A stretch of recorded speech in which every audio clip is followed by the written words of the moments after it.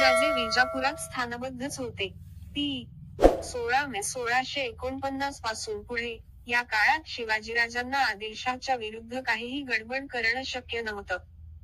त्यांच्या महत्वाकांक्षा थबकल्या होत्या. पण गप्प बसणं हा त्यांचा स्वभावधर्मच नव्हता.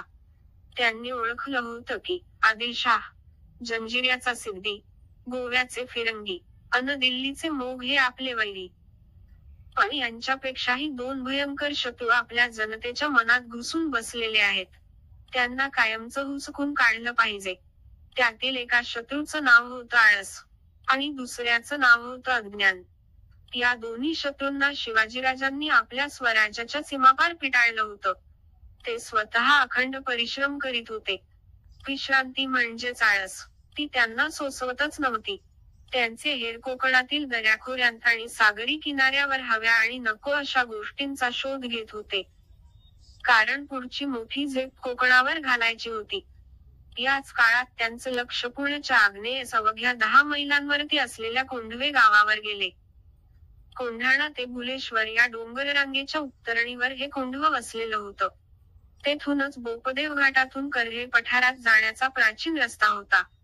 या घाटाच्या पायथ्याशीच कोंढवे गावाला प्यायला पाणी नाही अशी लायलाय अवस्था उन्हाळ्यात कोंढण्याची होत होती. शिवाजीराजांनी या कोंढव्याच्या जवळ अचूक जागा शोधून धरण बांधायचं ठरविलं. सो काही पाऊस थोडाफार पडतो, त्याचं पाणी बंधारा घालून अडवायचं. कमीत कमी खर्चात अन उत्तम अभ्यासपूर्वक केलं तर हे होतं. राजांनी तसंच करायचं ठरविलं.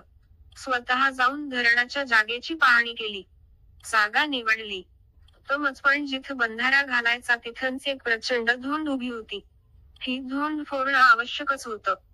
हे अतिकष्टाचं काम राजांनी कोंढाण्यातल्या चेसबा कामठे नावाच्या एका तरुण मराठ्याला सांगितलं आणि त्यानं ही धोंड फोडून काढली. धरणाचं काम सुख झाले. खर्चही बचावला. राजे स्वतः धरणाच्या जागी आले आणि निहायत खुश झाले. येसबानं जीव तोडून धोंड फोडली होती. राजांनी येसबाला कौतुकाची शाबासकी दिली. कौतुकानं ते येसबाला रोख रक्कम बक्षीस म्हणून देऊ लागले. राजा सुखावला होता. माझ्या स्वराज्यातली तरुण पोरं जीवापाड कष्ट करीत आहेत याचा त्याला आल्हाद वाटत होता. पण तो येसबा राजांची रोख बक्षिसे घ्यायचं ना. तो म्हणाला, पैसे खर्च होऊन जातील. मला कायमची धान्य पिकवायला जरा जमीन द्याल का? राजे अधिकच भारावले. येसबाला आलेली ही दृष्टी फारच चांगली होती. घरसंसार चांगला फुलावा यासाठी 4 दिवसांची चंगळबाजी न करता कायम कष्टाचं साधन येसबा पसंत करीत होता. राजांनी ताबडतोब होकार दिला. त्यांनी येसबाला चारवीत जमीन दिली.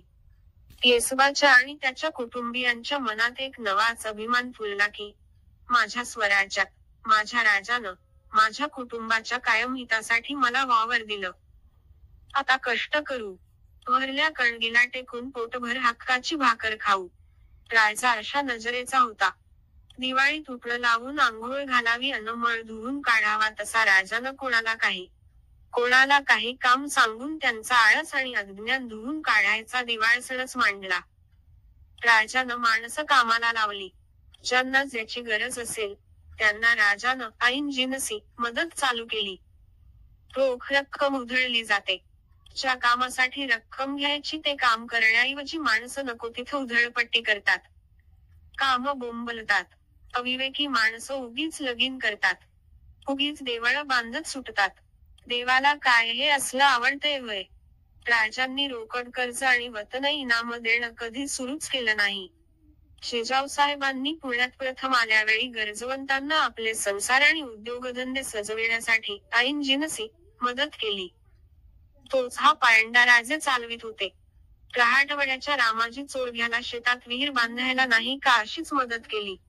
यात रयतेत कुणाकुणाच्या पुवीरच्या जखमा राजे भरूनही काढीत होते. तुम्हासनी ठाऊ नसल, मी सांगतो.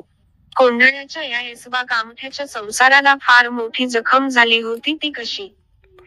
पुवीर कोंढाण्याच्या किल्लेदारानं बादशाहीत या येसबाच्या थोरल्या भावावर खोटे नाटेआळ घेऊन त्याला ठार मारलं होतं. कामठ्यांच्या घरातली लक्ष्मी विधवा झाली होती. काही गुन्हा नसताना असं आभाळ कोसळलं. कसं सावरायचं? कोणी सावरायचं? शिवाजीराजांनी सावरायचं. येस बा, कामठ्याचं कोसळलेलं घरकुल शिवबानं सावरलं. हे असं सावरलं की सनदेवानं गोवर्धन पर्वत सावरला तसं सावरलं.